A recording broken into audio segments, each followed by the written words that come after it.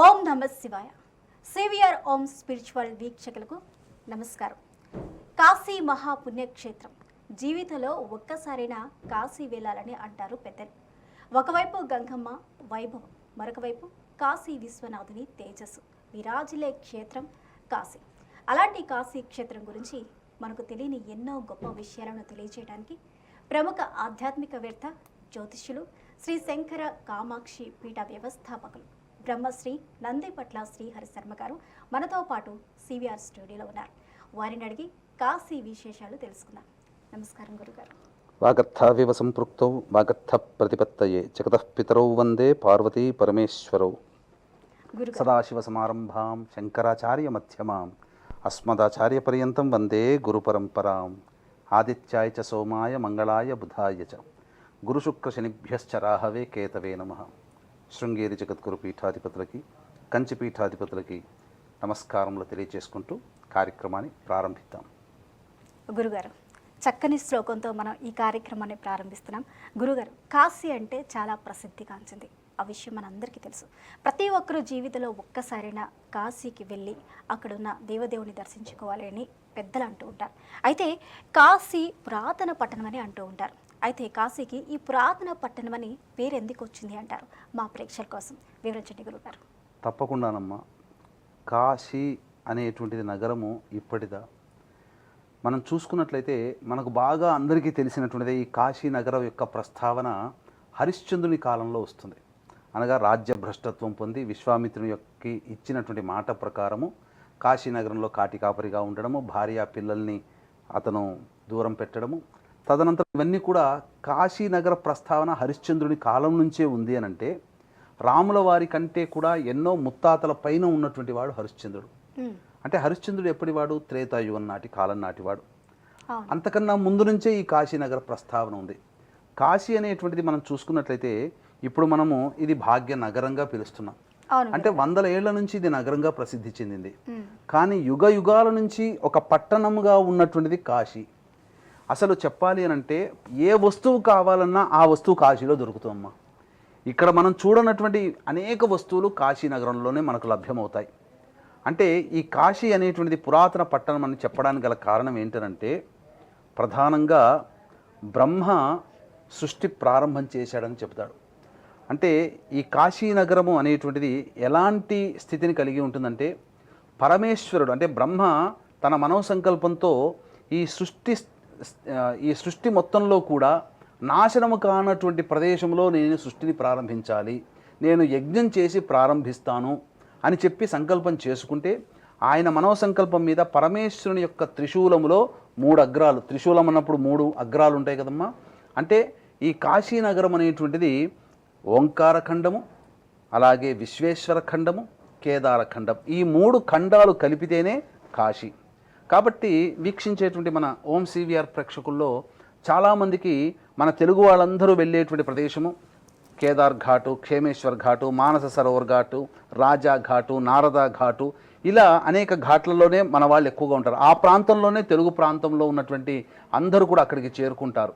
అనేక ఆశ్రమాలు తెలుగు వాళ్ళకి అక్కడ ఉన్నాయి. కాబట్టి ఈ కేదార ఖండంలో మన వాళ్ళు ఉంటుంటారు.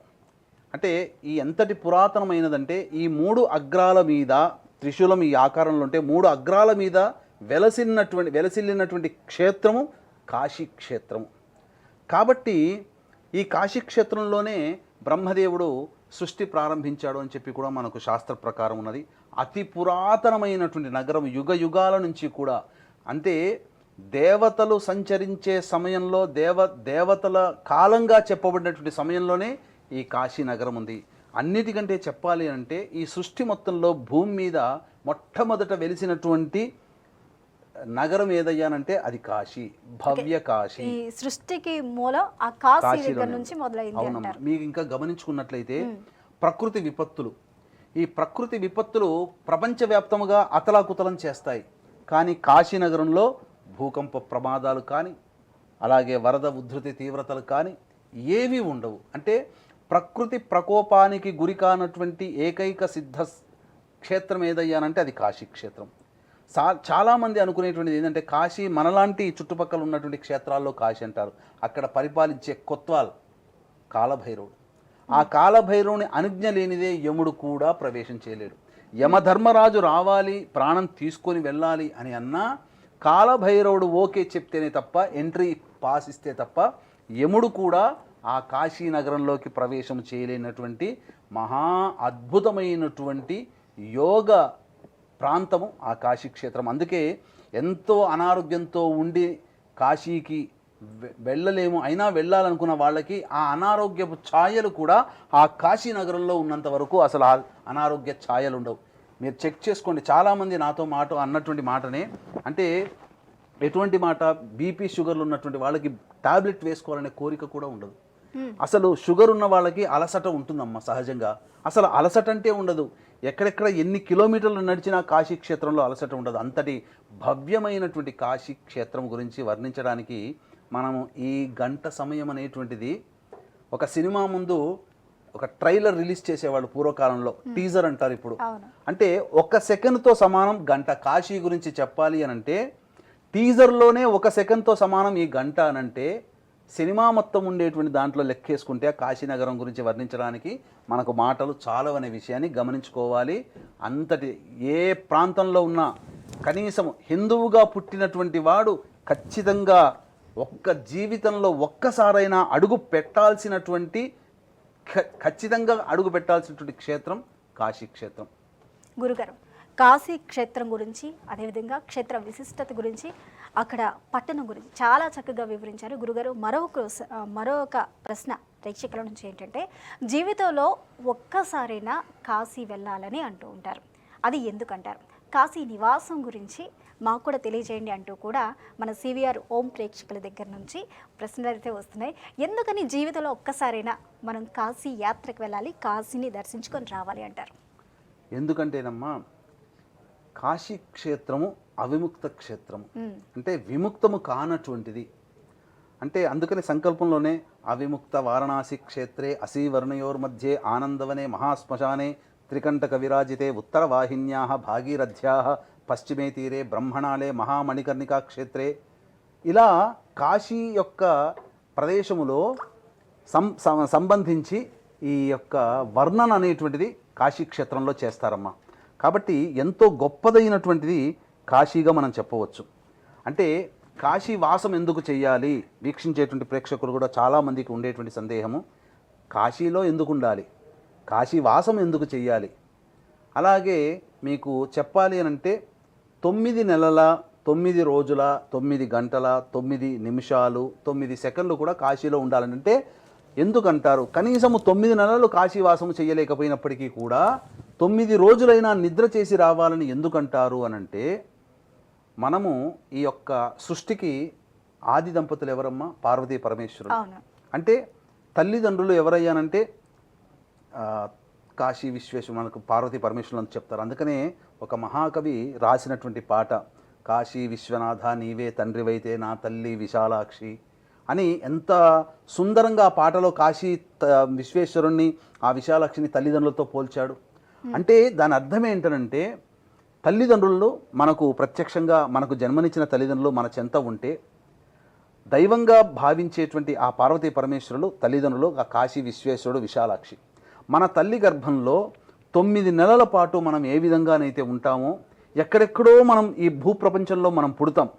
తల్లి గర్భంలో 9 మాసాలు ఉండి 10వ మాసం రాగానే ఈ భూమి మీద భూపతనం చెంది మనం జన్మించడం జరుగుతుంది, పురుషుడైనా స్త్రీ అయినా. కానీ తల్లి కూడా విశాలాక్షి కాబట్టి ఆమె గర్భంలో కూడా మనము ఉండాలి అనే ఉద్దేశంతో కాశీవాసం అనేటువంటిది ఒక నిర్ణయం జరిగి 9 నెలల పాటు అక్కడ కాశీవాసంలో ఉండాలి. ఏం జరుగుతుంది? కనీసం 9 నెలల పాటు ఉండలేకపోయినా 9 రోజులైనా ఎందుకు ఉండాలి అని చెప్పి మనకు శాస్త్రంలో చెప్పబడి ఉందనంటే, మానవుడి యొక్క జన్మ అంటేనే పూర్వజన్మ సంచిత పురాకృత ప్రారబ్ధ కర్మదోషాలతో నిండి ఉన్నటువంటి జీవితం. అనేక జన్మలలో మనం చేసినటువంటి దోషాలన్నీ కూడా మనల్ని అంటిపెట్టుకుని ఉండి, ఎప్పుడు పాపకర్మల్ని అనుభవింప చెయ్యాలా, మన చేత ఎప్పుడు కష్టాలు మనం అనుభవించాలా అని ఆ పాపకర్మలు ఎదురు చూస్తూ ఉంటాయి. పుణ్యకర్మలు వచ్చినప్పుడు ఎలాగో మనం చాలా సంతోషంగా ఆనందంగా జీవిస్తుంటాం, డబ్బులు సంపాదించుకుంటాం, ఇళ్ళు కట్టుకుంటాం, వాహనాలు కొనుక్కుంటాం, పెళ్ళి అవుతుంది, సంతానం కలుగుతుంది, అందంగా జీవించడానికి అనేక రకాల సుఖభోగాలు ఏర్పడతాయి. మరి కష్టాలు కూడా వచ్చినప్పుడు ఏం జరుగుతుందనంటే ఆ కష్టాలు మానవుణ్ణి సతతం ఇబ్బంది పెడుతూ ఉంటాయి. గొప్ప గొప్ప ఇంట్లో ఉన్న వాళ్ళకి కూడా సుఖాలు ఉంటాయనుకోవడం తప్పు, వాళ్ళకి ఎన్నో కష్టాలు ఉంటాయి.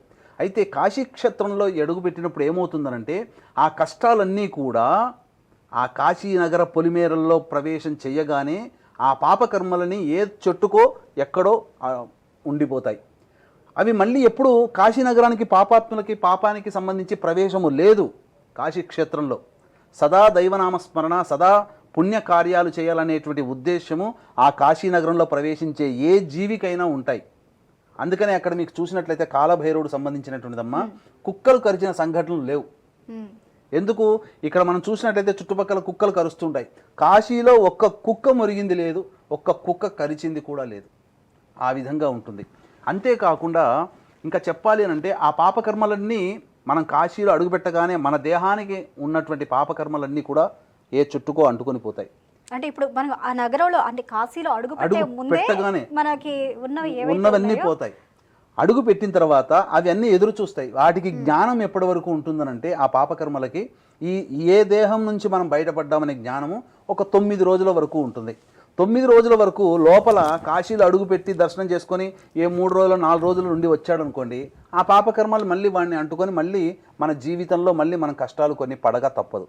ఈ 9 రోజులు మనిషి కనబడకపోయేసేసరికి ఆ పాపకర్మలకి ఉన్నటువంటి జ్ఞానము తొలగిపోతుంది. పాపకర్మలు మనల్ని అంటుకోవచ్చు. అందుకే 9 రాత్రులు నిద్ర చేయాలనేటువంటిది చెప్పబడినటువంటిది. అందుకని 9 రాత్రులు నిద్ర చేయాలి. ఇక కాశీ వాసము గురించి అడిగారు. ఈ కాశీ వాసము అన్నప్పుడు ఏంటంటే తల్లి గర్భంలో ఏ విధంగానైతే నవమాసాలు తల్లి గర్భంలో ఉంటామో ఆ తండ్రి విశ్వేశ్వరుడు, తల్లి అన్నపూర్ణ విశాలాక్షి, ఆమె గర్భంలో వాళ్ళిద్దరూ ఉన్నటువంటి సదా సంచారం చేస్తూ ఉంటారో ఆ పార్వతీ పరమేశ్వరులు విశాలాక్షి అన్నపూర్ణ సమేత విశ్వేశ్వర స్వామి రూపంలో ఏదో ఒక రూపంలో ఉంటారు. ఎందుకనంటే మోక్షాన్ని ప్రసాదించేవాడు పరమేశ్వరుడు కదా. అందుకనే అక్కడ ఏ జీవి చనిపోయినప్పటికీ కూడా ఆ స్వామి ఆ యొక్క కుడి చెవిని ఇలా పట్టుకొని లాగుతాడు. లాగి తారక మంత్రాన్ని ఉపదేశం చేస్తాడు. ఎందుకు తారక మంత్రాన్ని ఉపదేశం చేస్తాడు అనంటే అమ్మవారు ఒకసారి కైలాసంలో ఉన్నప్పుడు స్వామి ఇంత ఉన్నటువంటి సమస్త జ్ఞానాన్ని నీవు పెట్టుకున్నావు కదా, ఇది చక్కగా ఈ ప్రపంచానికి నీవు పంచొచ్చు కదా, వేదాలు ఉపనిషత్తులు అన్ని జ్ఞానమంతా నీ దగ్గర ఎందుకు పెట్టుకున్నావు అంటే అన్నీ కూడా ఈ భూలోకంలో జ్ఞానాన్ని ఇచ్చేస్తాడు. కానీ ఒక తారక మంత్రం శ్రీరామ అనేటువంటి తారక నామ మంత్రాన్ని మాత్రం తన దగ్గర పెట్టుకుంటాడు. ఇది నాకొక్కటి ఉంటే చాలు, నాకు మిగతా అన్నీ ఉన్నట్టే అని చెప్పి. అందుకనే ఆ తారక మంత్రాన్ని పట్టినటువంటి ఆ పరమేశ్వరుడు కాశీక్షేత్రంలో ఏ వ్యక్తి అయితే చనిపోతాడో ఆ చనిపోయినటువంటి సమయంలో ఆ యొక్క చెవిని గట్టిగా లాగి శ్రీరామ తారక మంత్రాన్ని ఉపదేశం చేస్తాడు. ఆ కారణం చేత ఆ జీవికి అక్కడ ఆ క్షణమే మోక్షం లభిస్తుంది. అందుకే దీని గుర్తుగా ఏ జీవి చనిపోయినా ఏ వ్యక్తి చనిపోయినా కుడి చెవి ఇలా ఉంగి ఉంటుంది. అంటే చనిపోయినటువంటి వ్యక్తికి ఏ శరీరం కూడా మళ్ళీ ఒక విధంగా ఉండదు, కానీ కుడి చెవి మాత్రం ఇలా ఉంటుంది. అంటే పరమేశ్వరుడు వచ్చి తారక మంత్రం ఉపదేశించాడు. కుక్క చనిపోయినా కుక్క చెవి ఇలా వంగి ఉంటుంది, మనిషి చనిపోయినా మనిషి చెవి ఇలా వంగి ఉంటుంది. కాబట్టి అంతటి గొప్ప శక్తివంతమైనటువంటిది ఆ అమ్మ గర్భంలో ఉన్నట్టుగానే ఆ కాశీక్షేత్రంలో కూడా 9 నెలల పాటు ఉండాలి. దీనికి కూడా నియమాలు ఉన్నాయి. ఆ కాశీ 9 నెలలు ఉన్నప్పుడు పొలిమేరలు దాటి వెళ్ళకూడదు. మన వాళ్ళు చాలామంది కాశీ వాసంగా ఉన్నప్పుడు 9 నెలల పాటు ఉన్నప్పుడు చేసేటువంటి తప్పిదం ఏంటంటే ఆ 9 నెలలు ఉండి చుట్టుపక్కల కాశీ చుట్టుపక్కల అయోధ్య వింధ్యాచలము ప్రయాగ ఇలా వెళ్ళొద్దామని చెప్పి ఆ 9 నెలల్లో ఉండగానే అవన్నీ వెళతారు. కాబట్టి ఆ 9 నెలలు ఉన్న ఫలితం వాళ్ళకు ఉండదు. అంటే మనం గర్భంలో ఉన్నప్పుడు మనం బయటకు వస్తామా? గర్భం వాసం పూర్తిగా 9 నెలలు అయిన తర్వాతనే కదా డెలివరీ అయ్యేది. అదేవిధంగా ఆ కాశీక్షేత్రము అమ్మవారి అయ్యవారి గర్భస్థానము. కాబట్టి అందులో మనం 9 నెలలు ఉంటే తల్లి గర్భంలో ఉన్నట్టుగానే. అందుకనే ఆ భావనతో 9 నెలలు ఉండాలి. సదా దైవనామస్మరణ చేసుకుంటూ ఉండాలి. ఎందుకంటే స్త్రీ గర్భంలో ఉన్నటువంటి శిశువు ఎల్లప్పుడూ దైవనామస్మరణే చేస్తూ ఉంటాడు. భూమి మీద పడ్డ తర్వాతనే అన్ని అజ్ఞాన పొరలు తొలగిపోయి ఆ దేవత పోయి మానవుడికి రావాల్సినటువంటి సహజ లక్షణాలు చిన్నప్పటి నుంచే వచ్చేసేస్తాయి. ఇక ఇంతకంటే చెప్పాలి అని అంటే ఎవరికి వారు స్వయంగా వండుకోవడం, స్వయం పాకం వండుకోవడం, ఇది చేసుకుంటూ ఉండి దైవనామ స్మరణ చేస్తూ ఉండి బ్రహ్మచర్య వ్రతాన్ని దంపతులు కనుక ఆచరిస్తూ ఉంటే ఆ పార్వతీ పరమేశ్వరుల యొక్క దివ్య అనుగ్రహంతో ఖచ్చితంగా ఎంతో గొప్పదైనటువంటి జీవితాన్ని భవిష్యత్తులో వాళ్ళు పొందుతారని చెప్పొచ్చు. ఆ పరమేశ్వరుని యొక్క అనుగ్రహం కలిగిందనుకోండి, ఖచ్చితంగా వారికి మోక్షం లభిస్తుందని చెప్పవచ్చు. గురుగారు, తల్లి గర్భంలో ఉంటే ఒక శిశువు ఎంత పవిత్రంగా ఉంటారో, కాశీనగరంలో ఉన్నా కానీ అంతే పవిత్రంగా ఉంటారు. అదేవిధంగా పొలిమేరలు దాటకుండా ఉంటే ఆ కాశీ వెళ్ళి దర్శించుకున్న పుణ్యఫలం ఏదైతే ఉందో అది జీవితాంతం మన వెంటే ఉంటుందని చాలా చక్కగా చెప్పారు గురుగారు. కాకపోతే కాశీ ప్రవేశానికి సంబంధించి కూడా కొన్ని సందేహాలు ఉన్నాయి మన ప్రేక్షకులకు. కాశీ ప్రవేశానికి వెళ్ళాలంటే కాలభైరవుని అనుమతి అవసరం అంటారా? అదేవిధంగా భైరవుని ఆలయం యొక్క విశిష్టత ఏంటంటారు గురుగారు? ఏ యొక్క క్షేత్రానికైనా ఆ క్షేత్రానికి క్షేత్ర అధిష్టాన దేవత ఉంటుంది. ఆ దేవతకి సంబంధించి క్షేత్ర పాలకుడు కూడా ఉంటారు. ఉదాహరణకి మనం తీసుకున్నట్లయితే ఈ శ్రీశైల క్షేత్రంలో అధిష్టాన దేవత మల్లికార్జునుడు, క్షేత్ర పాలకుడు ఆంజనేయ స్వామి. అలాగే త్రిపురాంతకం తీసుకుంటే అమ్మవారి క్షేత్ర పాలకురాలు బాలా త్రిపుర సుందరి దేవి.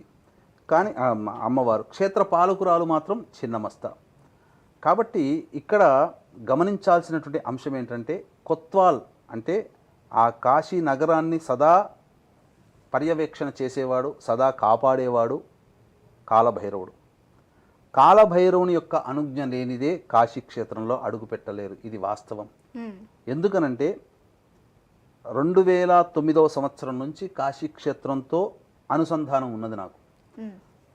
కాశీ క్షేత్రంలో ఉండడం, ఆ 2018 జూన్ నుంచి ప్రతి 2 నెలలకు ఒకసారి కాశీ క్షేత్రానికి వెళ్ళేవాడిని. అంటే ఎందుకు చెప్తున్నాను ఈ మాట అంటే, అనేక మంది సమస్యలు తీరడం కోసం కాశీ క్షేత్రంలో అక్కడ బ్రాహ్మణుల్ని తీసుకుని వెళ్ళి కార్యక్రమాలు జరిపించి, పూజ జప హోమాది కార్యక్రమాలు అభిషేకాలు జరిపించి వచ్చేవాళ్ళం. ఈ క్రమంలో ఈ కార్యక్రమాన్ని జరిపించుకోవడం కోసం ఎంచుకున్నటువంటి బ్రాహ్మణుల్ని తీసుకుపోవాల్సి వచ్చినప్పుడు కొన్ని పేర్లు నమోదు చేసేవాడిని. ఆ పేర్లు గల వ్యక్తులను తీసుకున్నప్పుడు అకస్మాత్తుగా ఆలస్యంగా అయినా కానీ మాకు రావడానికి వీలు పడలేదండి అని చెప్తారు. అప్పటికప్పుడు ఇంకో బ్రాహ్మణుని వెతుక్కొని ఆ బ్రాహ్మణుని ఆ లిస్టులో పెట్టుకొని తీసుకుపోవాల్సి వచ్చేది. అంటే ఎప్పుడో ప్రిపేర్ అయిపోయినటువంటి పేరుని మనం తీసుకుపోలేం. ఆ కాలభైరుడికి ఆ కాలభైరవుడు అనుజ్ఞ ఇవ్వలేదు అంతే అక్కడ. కాబట్టి ఏదో ఒక ఉపద్రవం వచ్చి అయిపోయింది. ఇప్పటికీ కూడా ఎంతోమంది ఫ్లైట్ టికెట్స్ కానీ ట్రైన్ టికెట్స్ కానీ బుక్ చేసుకొని లాస్ట్ మినిట్లో విత్డ్రా చేసుకున్న వాళ్ళు ఎంతోమందిని చూసాం. అంతెందుకు, రేపు ఆషాఢ మాసం జూలై మాసంలో 17వ తారీఖు నుంచి 28వ తారీఖు వరకు కాశీ క్షేత్రంలోనే ఉంటున్నాను. కార్యక్రమాలు, నవగ్రహ జపాలు అట్లాంటి సంబంధించినటువంటి రుద్రపారాయణాలు కార్యక్రమం పెద్ద ఎత్తున జరుగుతుంది. ఆ కార్యక్రమానికి తీసుకొని వెళ్తున్నాను. ఆల్రెడీ కొంతమందిని బుక్ చేసుకొని వెళ్ళాను. నిన్న మొన్న అందులో ఉన్నటువంటి బ్రాహ్మడు, అన్నయ్య నాకు కార్యక్రమానికి సంబంధించి వేరే నా సొంత కార్యక్రమం వచ్చింది, నేను రాలేకపోవచ్చు, షష్ఠి పూర్తి పెద్ద కార్యక్రమం అని చెప్పాడు. అంటే కాలభైరవుడు అనుజ్ఞ ఇచ్చినా రావాలని ఉన్నా కాలభైరవుని యొక్క అనుజ్ఞ లేని కారణం చేత అతని ప్లేస్లో ఇంకొకరిని తీసుకోపోవాల్సి, ప్రత్యక్ష తార్కణం ఇదే. కాబట్టి కాలభైరవుడు యొక్క అనుజ్ఞ ఉంటేనే కాశీ క్షేత్రంలో అడుగు పెడతాము. కాలభైరవుడు ఎందుకయ్యానంటే అక్కడ ప్రధానంగా ఈ సంబంధించినటువంటి ఆయన రాజ్యాంగం వేరు. ఎందుకు అనంటే కాశీ నగరం మొత్తాన్ని కూడా అది ప్రత్యేకమైనటువంటి దేశము, ప్రత్యేకమైనటువంటి నగరము. అక్కడ ఆ కాశీ క్షేత్రంలో ఈనాడు మనం చెప్పుకునేటువంటి తిథి వార నక్షత్ర యోగ కరణాలు, రాహుకాలము, గుళిక కాలము, మాందీ కాలము, దుర్ముహూర్తము, వర్జ్యము, ఇవి ఏవి అక్కడ పనిచేయవు. గుర్తుపెట్టుకోండి, ప్రతి సెకను, ప్రతి క్షణము, ప్రతి నిమిషము, ప్రతి గంట, ప్రతిరోజు అమృతకాలమే. అది కాలభైరుని యొక్క అనుజ్ఞలో ఉంటుంది. కాలభైరుని సంబంధించినటువంటి ఆ పర్యవేక్షణలో ఏవి కూడా పనిచేయవు. ఆయనదే రాజ్యాంగము, ఆయనే రూలర్, ఆయనే హిట్లర్ ఒక రకంగా చెప్పాలంటే. కాబట్టి చాలామంది చేసేటువంటిది ఏంటంటే కాలభైరవుడికి సంబంధించి అనేక దేవాలయాల్లో దర్శన సంబంధించినటువంటి నియమాలు అనేటువంటివి ఉన్నాయి. ఇప్పుడు ఉదాహరణకి తిరుపతి టికెట్ బుక్ చేసుకుంటారు, తిరుపతికి పోతారమ్మా. పోయిన తర్వాత ఆ టోకెన్ రాగానే 10ంటికి దర్శనం అనుకున్నప్పుడు 9ంటికి లైన్లో పెడతారనగా 9ంటికి లైన్లో హడావిడిగా వెళ్ళిపోతారు. కానీ చేయాల్సినటువంటిది విధి ఏంటి, అక్కడ ముందుగా అక్కడ ఆ సంబంధించినటువంటి వరాహస్వామిని దర్శనం చేసుకోవాలి. అప్పుడు కానీ వెంకటేశ్వరుని దర్శనం చేసుకోవడానికి అవకాశం లేదు. అది ధర్మం ప్రకారం అయితే నియమం. నియమం అది. ఇదే నియమం ఇట్లాంటిదే కాశీ క్షేత్రంలో ఏంటంటే అందరూ వారణాసికి వెళ్ళిపోతారు.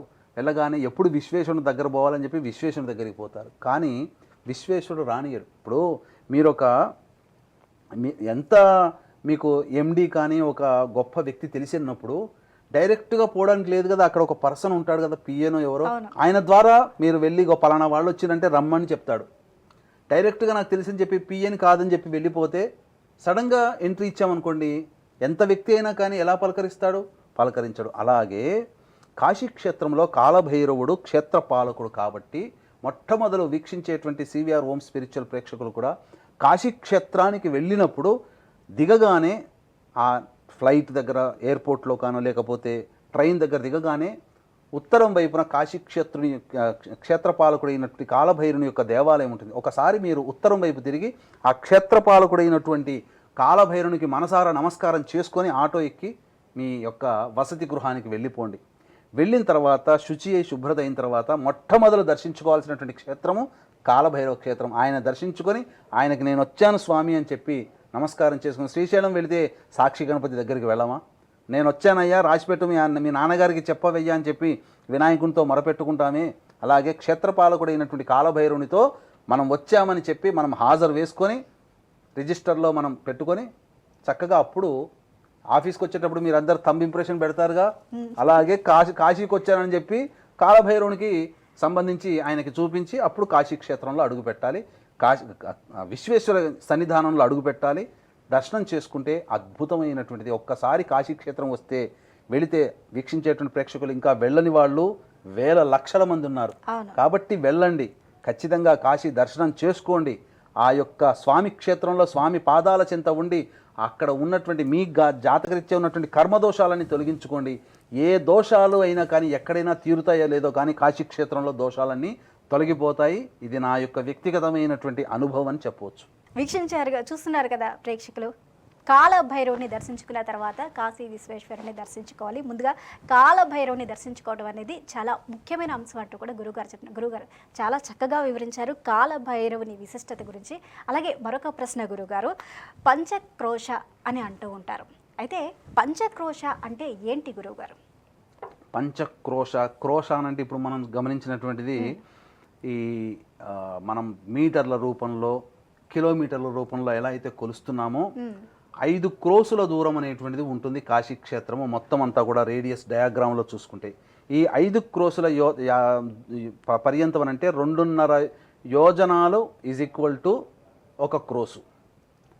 కాబట్టి కిలోమీటర్ల లెక్క చూసుకుంటే ఒక 40 కిలోమీటర్ల వరకు వైశాల్యం ఉంటుంది.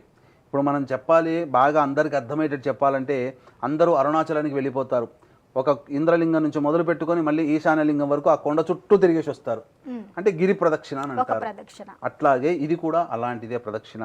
దీనికి సంబంధించినటువంటిది చారిత్రక పురాణ కథనం అనకంటే కూడా చరిత్ర అంటే చాలా గొప్పది. కథ అంటే మన వాళ్ళు ఏదో పుక్కిటి పురాణంలాగా కథలని అనుకుంటారు, ఏదో అనగనగా ఒక రాజు అన్నట్టుగా చెప్పినట్టుంటుంది. అది కాదండి, ఇది జరిగింది. పూర్వము దివోదాసుడు అనేటువంటి ఒక రాజు మహాశివభక్తుడు.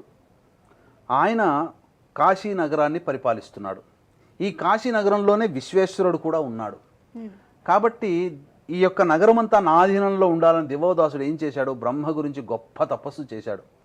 చేసి ఏం చేశాడు? అక్కడ పరమేశ్వరుని యొక్క ఆ బ్రహ్మదేవుడి యొక్క సాక్షాత్కారం పొందిన తర్వాత ఏం వరం కావాలో కోరుకోనంటే ఆయన అనుకున్నాడు, పాపం బ్రహ్మదేవుడు చిరంజీవత్వమో లేకపోతే ఇంకేదో అనుకున్నాడు. ఈ నగరంలో నేను రాజుగానే ఉండాలి, విశ్వేశ్వరుడు ఉండకూడదు, కాబట్టి విశ్వేశ్వరుని పంపించి వెయ్యి అని అడుగుతాడు దివోదాసుడు. ఏంటయ్యా అంత కోరిక కోరావు? విశ్వేశ్వరుడు అంటే ఎవరు? సాక్షాత్తు పార్వతీ పరమేశ్వరులు కదా. ఆయన వెలిసిన క్షేత్రం ఇది. అక్కడి నుంచి ఆయన ఇంటి నుంచి వెళ్ళిపోమంటున్నావు, నువ్వు ఒక రాజువు కదా అంటే లేదు నాకు ఆ కోరికే కావాలి అని అంటాడు. అనగానే బ్రహ్మదేవుడు ఎలాగో తపస్సు చేశాడు కాబట్టి వరం ఇస్తాడు. ఇదే విషయం తీసుకొని పోయి విశ్వేశ్వరునికి చెబితే విశ్వేశ్వరుడు బ్రహ్మ వరమిచ్చాడు కదా అని చెప్పి అక్కడి నుంచి ఆ యొక్క నగరం నుంచి వెళ్ళడానికి సిద్ధపడతాడు.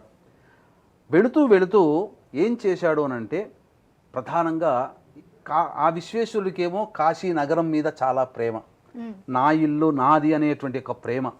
కాబట్టి వెళ్ళడము మళ్ళీ ఎట్లయినా కానీ నేను ఈ యొక్క కాశీలో నేను రావాలనే కోరిక విశ్వేశ్వరుడికి కలుగుతుంది. కలిగినప్పుడు ఏం జరిగిందంటే తనకు దగ్గర ఉన్నటువంటి ప్రమద గణాలని, అష్టభైరవులని, అష్ట వినాయకులని, ఈ యొక్క ప్రమద గణాలన్నీ కూడా కాశీనగరం చుట్టుపక్కల అంతా కూడా తన యొక్క వేగులు అంటారు కదా, ఏజెంట్స్ అంటారు కదా, అలా పెట్టాడు. వాళ్ళందరూ అలా ఉన్నారు. ఎందుకు పెట్టాడు అని అంటే బ్రహ్మదేవుడికి ససేమిరా ఇష్టం లేదు విశ్వేశ్వరుణ్ణి ఆ కాశీనగరం నుంచి పంపించడానికి. ఏ వరమైనా కానీ న్యాయబద్ధము ధర్మబద్ధమైతే వెంబడి ఇస్తారు దేవతలు. అధర్మబద్ధము, ఎందుకంటే దివోదాసుడు విశ్వేశ్వరుని వెళ్ళమన్నాడు, అధర్మం అది. కాబట్టి ఒక మెలిక పెట్టాడు. ఏమని మెలిక? నీవు ధర్మం తప్పకుండా పరిపాలించేంత కాలం విశ్వేశ్వరుడు ఈ కాశీ క్షేత్రంలో అడుగుపెట్టాడు. నువ్వు అధర్మంతో ధర్మం తప్పి అధర్మంగా ప్రవర్తిస్తే, పరిపాలిస్తే ఖచ్చితంగా విశ్వేశ్వరుడు మళ్ళీ వస్తాడు అని అంటే సరే అలాగే కానీ అని చెప్పి అంటాడు. దివోదాసుడు ధర్మబద్ధంగా పరిపాలన చేస్తుంటాడు. ఎక్కడ అధర్మం తప్పాడో చెప్పవయ్యా అని చెప్పండి అని చెప్పి విశ్వేశ్వరుడు తన ప్రమదగణాలని, అష్టభైరవులని, అష్టవినాయకుల్ని ఒక్కొక్క క్షేత్రంలో, ఒక్కొక్క క్షేత్రం అంటే ఒక్కొక్క విలేజ్ అప్పట్లో గ్రామాల్లో పెట్టారు. అందరూ కూడా నిలబడ్డారు. ఎప్పుడు ధర్మం తప్పుతాడా? ధర్మం అంటే రాజే కాదు, రాజు పరిపాలనలో ఉన్నటువంటి ప్రజలు కూడా చేసిన తప్పుకి రాజే శిక్ష వహించాలి. కాబట్టి ధర్మశాస్త్రం ప్రకారం ప్రజలు ఏమైనా తప్పు చేస్తున్నారా అని కూడా పరిశీలించడానికి ఆ కాశీ విశ్వేశ్వరుడు తన యొక్క ప్రమదగణాలని ఉన్నటువంటి ఆ కాశీ మొత్తం నగరంలో ఉన్నటువంటి ఎన్ని ప్రాంతాలు ఉన్నాయో అన్ని ప్రాంతాల్లో పెట్టాడు. ఆ ప్రాంతాల్లో దివోదాసుడు ధర్మబద్ధంగా పరిపాలన చేయడం తరువాత అవి ఎంతటికీ కూడాను తిరిగి రాలేకపోయి శిలలుగా మారిపోయారు. అందుకనే మొత్తం ప్రమదగణాలు, అష్టభైరవులు, మొత్తం అష్ట వినాయకులు అందరూ కూడా ఆ యొక్క కాశీ నగరమంతా వెలిసి ఉన్నారు. కాబట్టి దీన్ని దృష్టిలో పెట్టుకొని అప్పటి నుంచి కూడా చక్కగా పంచక్రోశ యాత్ర అనేటువంటిది ఉండేది. ఒకప్పుడు నడుచుకుంటూ వెళ్ళేవాళ్ళు. 5 రోజుల పాటు జరిగేది. ఏ రోజుకి ఎక్కడెక్కడ దిగాలి, ఏమేం చెయ్యాలనేటువంటిది చాలా ఉంటుంది. అష్టభైరవులలో ఉన్నటువంటి ఉన్మత్త భైరవుడు కూడా అక్కడే ఆ పంచక్రోశ యాత్రలో ఉంటాడు. చాలా అద్భుతంగా ఉంటుంది. గిరి ప్రదక్షిణ ఎలాగో పంచక్రోశ యాత్ర కూడా అలాగే చేయాలి. మహాత్మురాలు మన తెలుగులాట పుట్టినటువంటి అమ్మాయి చంద్రకళ అనే అమ్మాయి ఉందండి. అక్కడ ఆమె సంకల్పం చేసుకుని అసలు ఎవ్వరూ పట్టించుకోలేకపోయినా అందరికీ పంచక్రోశ యాత్ర ఉపయోగపడాలని తెలుగులో బోర్డింగులు పెట్టి జీర్ణోద్ధరమైనటువంటి అనగా జీర్ణాన్ని పొందినటువంటి దేవాలయాల్ని మళ్ళీ ఆమె అనేక డొనేషన్స్ తీసుకొని వాటన్నిటినీ బాగు చేసి ఒక మంచి మన ఈ గవర్నమెంట్తో సంప్రదింపులు జరిపి మంచి రోడ్డును కూడా వేయించిందమ్మా. నేను పంచక్రోశ యాత్ర 2019 సంవత్సరం డిసెంబర్ 2వ తారీఖు రోజున చేసినప్పుడు అంత రోడ్డు బాగోలేదు, కానీ ఇప్పుడు చాలా బాగుంది అని అంటారు. ఆమె ఆధ్వర్యంలోనే నేను వెళ్ళాను. మహాత్మురాలు, పుణ్యాత్మురాలు, ఎంతోమందికి డబ్బు లేదు అని అంటే ఉచితంగా తీసుకొని వెళ్ళింది. పంచక్రోశ యాత్ర అంటే సాక్షాత్తు కైలాసం చుట్టూ కూడా పరిక్రమ చేసినటువంటి ఫలితం పొందుతారు. వీక్షించేటువంటి ప్రేక్షకుల్లో మానస సరోవరం వెళ్ళలేకపోయాము, పరిక్రమ చేయలేకపోయామని బాధపడుతుంటారు కదా. ఏం బాధపడాల్సినటువంటి అవసరం లేదు. కాశీక్షేత్రంలో పంచక్రోశ యాత్ర కనుక చేసినట్లయితే ఆ పార్వతీ పరమేశ్వరుల యొక్క చుట్టూ కూడా తిరిగినటువంటి ఫలితాన్ని పొందుతారు. తద్వారా ఉదయం 6 గంటలకు మొదలు పెడితే రాత్రి 9 గంటల వరకు వెళ్ళాల్సినటువంటిది ఆటోలో. కాబట్టి అందరినీ సంప్రదించకుండా ఆ చంద్రకళ గారిని కనుక సంప్రదించితే తప్పకుండా ఆమె ద్వారా మంచిగా జరుగుతుంది అని చెప్పవచ్చు. అన్నిటికంటే ముఖ్యంగా ఆమె ఏ జన్మలో ఏదో సంకల్పంతో మరణించి ఉంది. ఆ సంకల్పం నెరవేరడం కోసం ఇలా పుట్టి ఆ యొక్క కాశీ నగరాన్ని అంతా కూడాను అసలు ధర్మబద్ధంగా ఉంటుంది. 1 రూపాయి కూడా అన్యాయంగా తీసుకోదమ్మా.